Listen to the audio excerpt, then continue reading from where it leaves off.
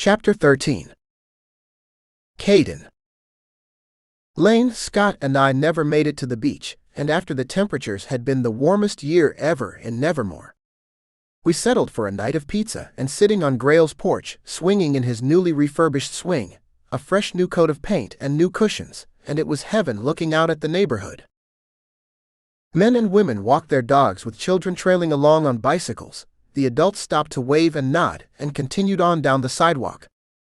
I knew I'd be happy here living in this neighbor with Grayle. Him telling me the stories of his childhood and us laughing and comparing all the stupid things we'd done as children. As I looked at Gray holding my hand and me holding the baby monitor as we looked in on Amy, I had so many plans for my life with Gray. It was imperative that Scott should be with Amy because Gray was exhausted from the plane ride and rushing to get to the hospital that he might have fallen asleep along with me, and we wouldn't have been attentive to Amy, and Lane and I had to get up early and get to my coffee and tea house to see what we'd missed. There were new people being hired all the time, but hardly ever was anyone fired, and our employee budget as well as everything else had ballooned, to a point we couldn't sustain it without making some serious changes. When I arrived at work the next morning, the first person I spotted was Parker sitting and chatting in the tea lounge with one of my waiters. I sauntered behind him and said, "I hope you're not trying to make off with some of my employees." When the waiter heard me, he handed Parker the check. I grabbed the check first. "Today you don't pay because everything is on the house. What you did last week by stopping Austin from taking my fiance's baby was great. There was no way I'd let that fancy man have him. I didn't like him anyway. He looks like a man who likes cats.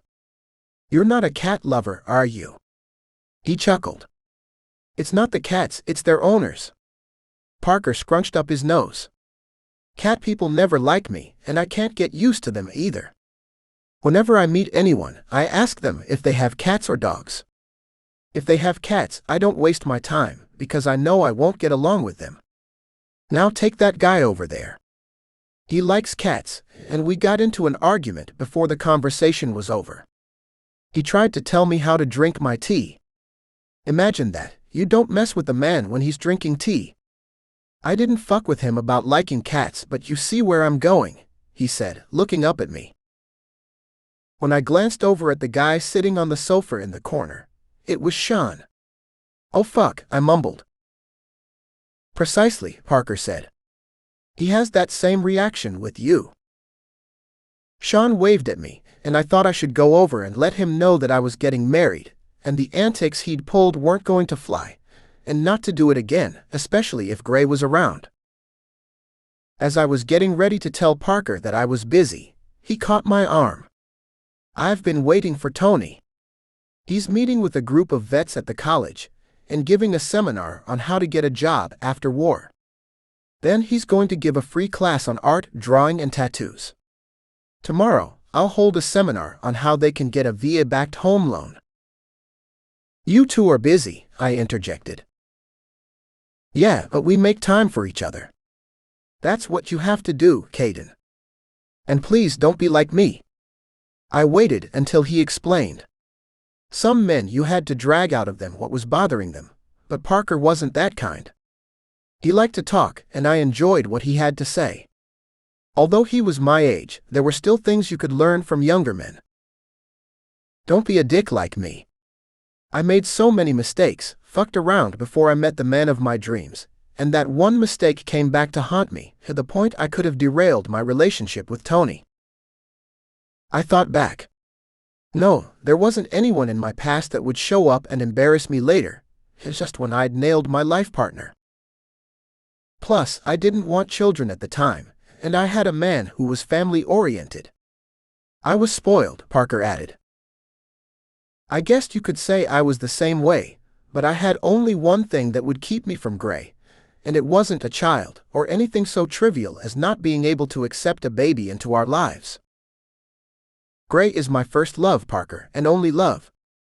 I've never wanted anyone the way I want him, and I can't see my life with anyone else. I know what you mean by making time. I'm trying to figure out how to do that. This place is keeping me busy as it is. Parker placed his hand over mine in sympathy for another soul like his, young and trying to navigate a difficult life of both spouses working with a baby. Tony and I appear to be together all the time, but we aren't. I have the children, and he has to keep busy with Wounded Inc. and helping veterans. He said he owed it to the young boys who died in the war.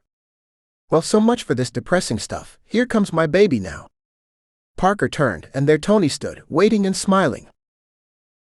Don't tell me, baby, I have a rival, Tony said jokingly.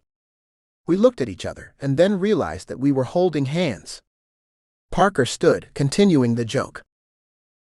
Yeah, meet my new fake boyfriend. Whenever you and Grayle neglect us, we'll be here holding hands and commiserating about how our men don't love us anymore.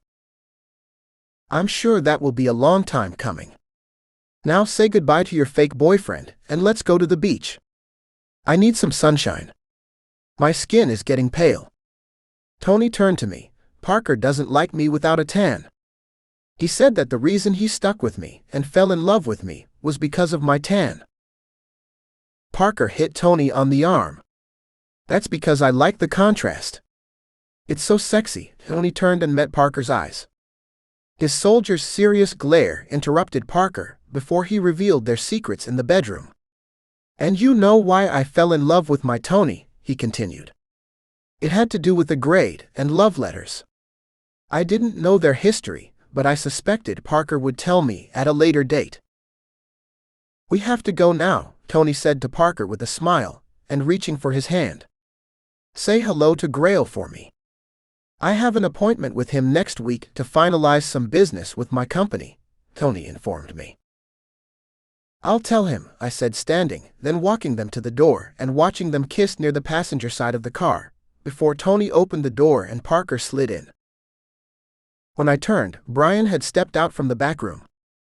I have to show you something, Cade.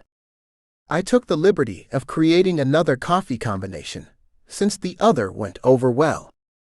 We need to bring in extra money, and the only way to do that is by more sales. I walked with him to the back of the store, and we stood in the storage room. Well, I said, I have things to do. I placed both hands on my hips as I waited.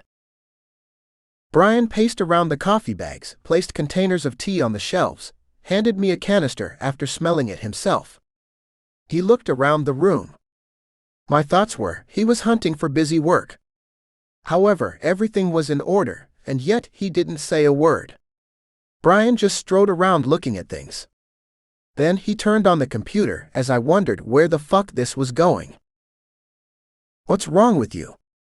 We've been standing here with me watching you do what? I don't know. I have work to do, and I'm pretty sure you can find something with all those cute gay guys you've hired. He furrowed his brow and raised a thick eyebrow at the mention of young guys. You said you needed to tell me something. Is it about the business? Are we losing money? What the fuck is it, Brian? If you don't say something, I'm walking the fuck out of here, and you can talk to the empty room. I don't know how to say this. How about just saying it? You've never been lost for words lately. More pacing with his hands tucked in his khakis. I had warned him that I didn't have time to waste with him being secretive and closed-mouthed, so I headed for the door, but he caught up with me.